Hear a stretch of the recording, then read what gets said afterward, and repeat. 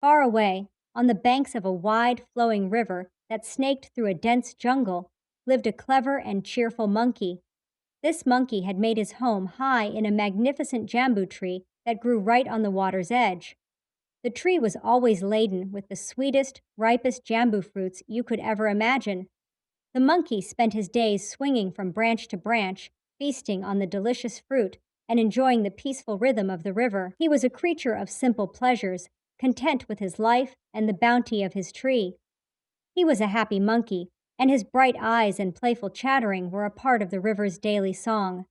One day, a large crocodile swam to the base of the tree.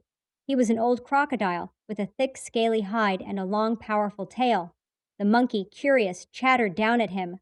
"Hello, Mr. Crocodile. You seem hungry. Would you like some of my sweet jambu fruit?" he asked, his voice friendly and kind.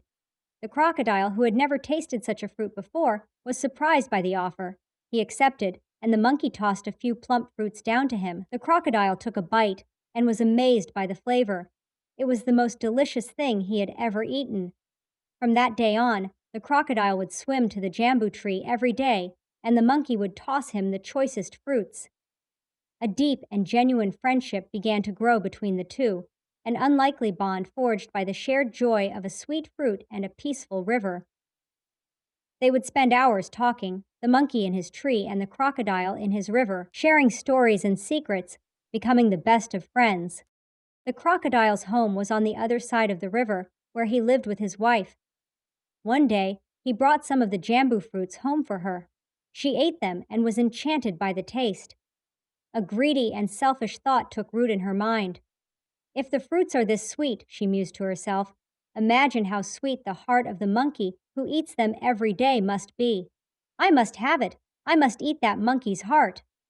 She began to nag her husband, demanding that he bring her the monkey's heart. The crocodile was horrified. "My dear wife, I cannot do that. The monkey is my very best friend. He is kind and generous. I would never betray him like that," he pleaded. But his wife was persistent, and she refused to eat or speak to him until he agreed to her wicked plan.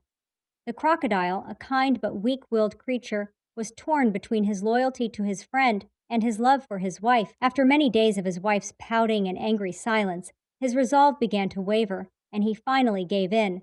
His wife was overjoyed, and she instructed him on how to trick the monkey. The next day, the crocodile swam to the jambu tree, a heavy sadness in his heart. The monkey greeted him with a cheerful call, but he noticed that his friend looked downcast. "My friend, what is the matter? You seem so glum," the monkey asked. The crocodile sighed.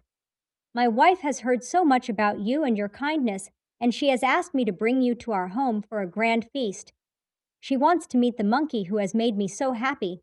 Will you come with me across the river?" he asked, his voice filled with a fake sincerity that felt like a sharp stone in his throat. The monkey, overjoyed by the invitation, readily agreed. "I would be delighted, but how will I get across the river? I cannot swim," he said. The crocodile smiled, a cold and hollow smile. "Do not worry, my friend, I will carry you on my back." The monkey climbed carefully onto the crocodile's broad back, gripping his neck so he would not fall off. The crocodile began to swim toward his home, the cool water rushing past them.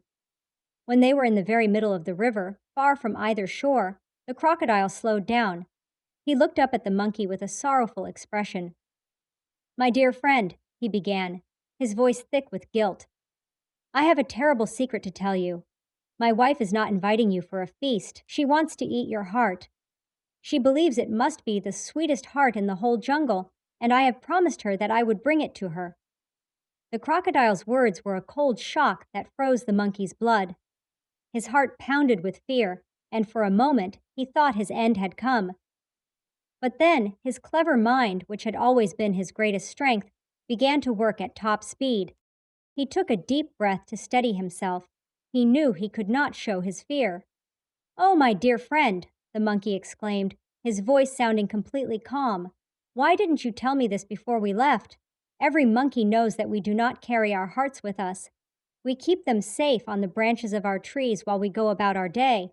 It is a terrible inconvenience, but we do it to protect them from harm. My heart is hanging on the jambu tree right now. If you had told me sooner, I could have brought it with me." The crocodile, a simple creature of the water, believed every word. His heart sank with disappointment. Oh no, what a terrible oversight on my part, he moaned. I must go back for it at once, or my wife will be furious with me all over again. With that, the foolish crocodile turned around and swam as fast as he could back to the jambu tree. As they neared the shore, the monkey saw his chance. With a powerful leap, he sprang from the crocodile's back and landed safely on a high branch. He clung to the trunk of his tree, his heart still beating a rapid rhythm of fear and relief. You foolish, foolish crocodile, he called down, his voice now sharp with anger and disappointment. Did you really believe that I would carry my heart around in my pocket?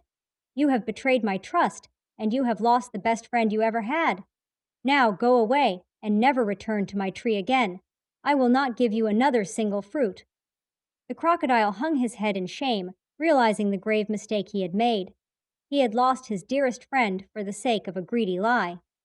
He turned and swam back down the river, his heart heavy with regret. And so, the monkey and the crocodile never spoke again. A friendship that was once so sweet, now lost forever because of a foolish promise and a moment of betrayal. The monkey learned to be more cautious of those he trusted, and the crocodile learned a painful lesson about the true cost of selfishness.